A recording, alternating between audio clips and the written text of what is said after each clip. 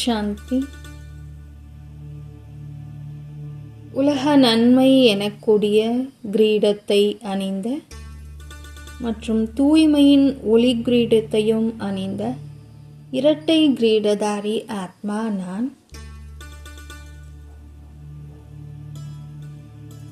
சுயம் மற்றும் சேவையின் சமநிலையை வைக்கக்கூடிய பாபாவிற்கு சமமான ஆத்மா நான். என் எதிரே வரக்கூடியவர்கள் என்னிடமிருந்து ஏதோ ஒரு நன்மையை அடைந்தே செல்கிறார்கள். இந்த உலக நன்மைக்கான பொறுப்பை நான் எனது கிரீடமாக அணிந்து கொண்டு எதிர்கால விஸ்வ ராஜ்யத்தின் கிரீடத்தையும் அணிவதற்கு தகுதியாக ஆக்கிக் கொள்கிறேன். மற்றும் எதிர்காலத்திலும் எனது தூய்மையின் ஒளி கிரீடமானது மிக பிரகாசமாக ஜொலிக்கும். அதே ஸ்வரூபத்தை நான் இங்கே என் கண் முன்னால் கொண்டு வருகிறேன். இரண்டு கிரீடத்தை அணிந்த மிக உயர்ந்த ஆத்மாவாக என்னை நானே உணர்கிறேன். சுய சேவையின் கூடவே விஸ்வ சேவையையும் நிரந்தரமாக செய்யக்கூடிய இரட்டை கிரீடதாரி ஆத்மா நான். இந்த ரத்தினங்களால் ஜொலித்து கொண்டிருக்கக்கூடிய இந்த கிரீடமானது எத்தனை பேரை நான் பாபாவின் கரங்களில் ஒப்படைக்கிறேனோ அத்தனை அழகழகான ரத்தினங்கள் எனது இந்த ராஜ்ய கிரீடத்தில் அணிவகுக்கும் என்பதை நான் உணர்கிறேன். பலரை பாபாவின் வாரிசாக ஆக்கி என்னுடைய கிரீடத்தை மிக அழகாக அலங்கரித்துக் கொள்கிறேன். விதவிதமான வண்ணமயமான ரத்தினங்கள், முத்துக்கள் எனது கிரீடத்தில் இடம் பெற்றிருக்கிறது. அதே போன்று பாபாவின் கண்மணிகளாக பலரை என் மூலமாக பாபா உருவாக்கி கொண்டிருக்கிறார். மற்றும் எனது சுயஸ்வரூபமும் தூய்மையின் ஸ்வரூபமாக ஆகி தூய்மையின் ஒளி கிரீடமும் மிக நீண்டதாக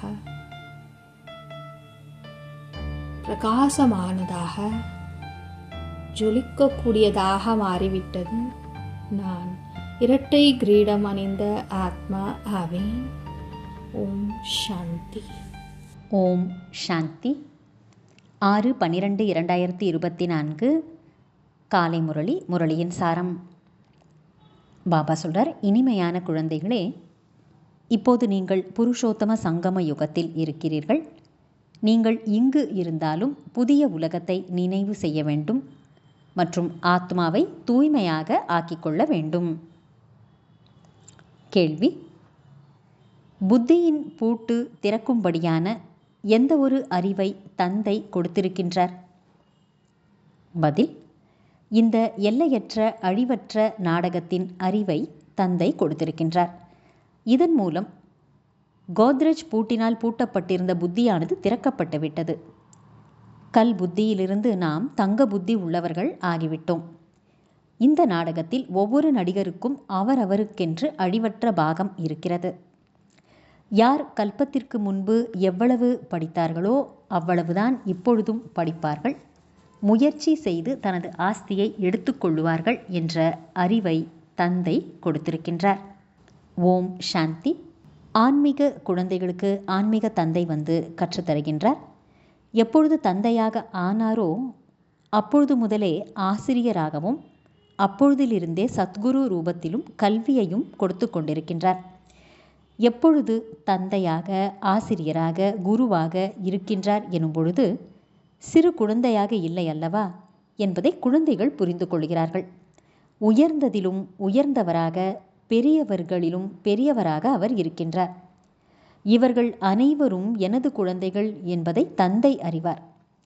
நாடகப்படி வந்து எங்களை தூய்மையான உலகிற்கு அழைத்துச் செல்லுங்கள் என்று நீங்கள் அழைக்கவும் செய்தீர்கள். ஆனால் எதையும் புரிந்து கொள்வதில்லை.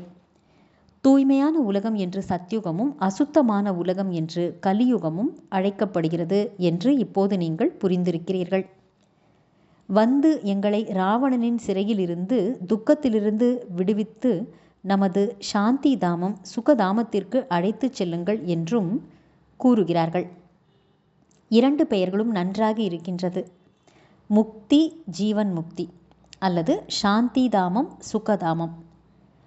சாந்தி தாமம் எங்கு இருக்கிறது, சுகதாமம் எங்கு இருக்கிறது என்பது குழந்தைகளாகிய உங்களைத் தவிர வேறு யாருடைய புத்தியிலும் கிடையாது. முற்றிலும் புத்தியற்றவர்களாக இருக்கிறார்கள். உங்களுடைய லட்சியம் மற்றும் குறிக்கோள் புத்திசாலி ஆவதற்கானது. புத்தி அற்றவர்களுக்குத்தான் இவ்வாறு புத்திசாலிகளாக ஆக வேண்டும் என்ற லட்சியமும் குறிக்கோளும் இருக்கும். மனிதனிலிருந்து தேவதை ஆவதுதான் லட்சியம் என்று அனைவருக்கும் கற்றுத்தர வேண்டும். இது மனிதர்களின் சிருஷ்டி அல்லது உலகம் ஆகும். அது தேவதைகளின் சிருஷ்டியாகும். சத்யுகத்தில் இருப்பது தேவதைகளின் சிருஷ்டியாகும். எனவே மனிதர்களின் சிருஷ்டி அவசியம் கலியுகத்தில்தான் இருக்கும். இப்பொழுது மனிதரிலிருந்து தேவதையாக ஆக வேண்டும் என்றால் அவசியம் புருஷோத்தம சங்கம யுகம் என்பதும் இருக்க வேண்டும். அவர்கள் தேவதைகள், இவர்கள் மனிதர்கள். தேவதைகள் புத்திசாலிகள். தந்தைதான் வந்து இவ்வாறு புத்திசாலிகளாக ஆக்கியிருக்கின்றார். தந்தை உலகத்திற்கு எஜமானராக இருக்கிறார். உண்மையில் எஜமானராக அவர் ஆவது இல்லை. ஆனால் இவ்வாறு பாடப்படுகிறதல்லவா? எல்லையற்ற தந்தை எல்லையற்ற சுகம் தருபவராவார். எல்லையற்ற சுகம் இருப்பது புதிய உலகத்தில் மற்றும் எல்லையற்ற துக்கம் இருப்பது பழைய உலகத்தில். தேவதைகளின் சிலைகளும் உங்கள் முன்னால் இருக்கிறது. அவர்களுக்கு மகிமையும் இருக்கிறது. இன்றைய நாட்களில் 5 தத்துவங்களுக்கு பூஜை செய்து கொண்டிருக்கின்றனர். நீங்கள் புருஷோத்தம சங்கம யுகத்தில் இருக்கிறீர்கள் என்று தந்தை இப்போது உங்களுக்கு புரிய வைக்கின்றார். உங்களிலும் வரிசை கிரமமான முயற்சியின்படி அறிந்திருக்கிறீர்கள். நமது ஒரு கால் ஸ்வர்க்கத்திலும் ஒரு கால் நரகத்திலும் இருக்கிறது. இங்குதான் இருக்கிறீர்கள். ஆனால் உங்கள் புத்தி புதிய உலகத்தில் இருக்கிறது.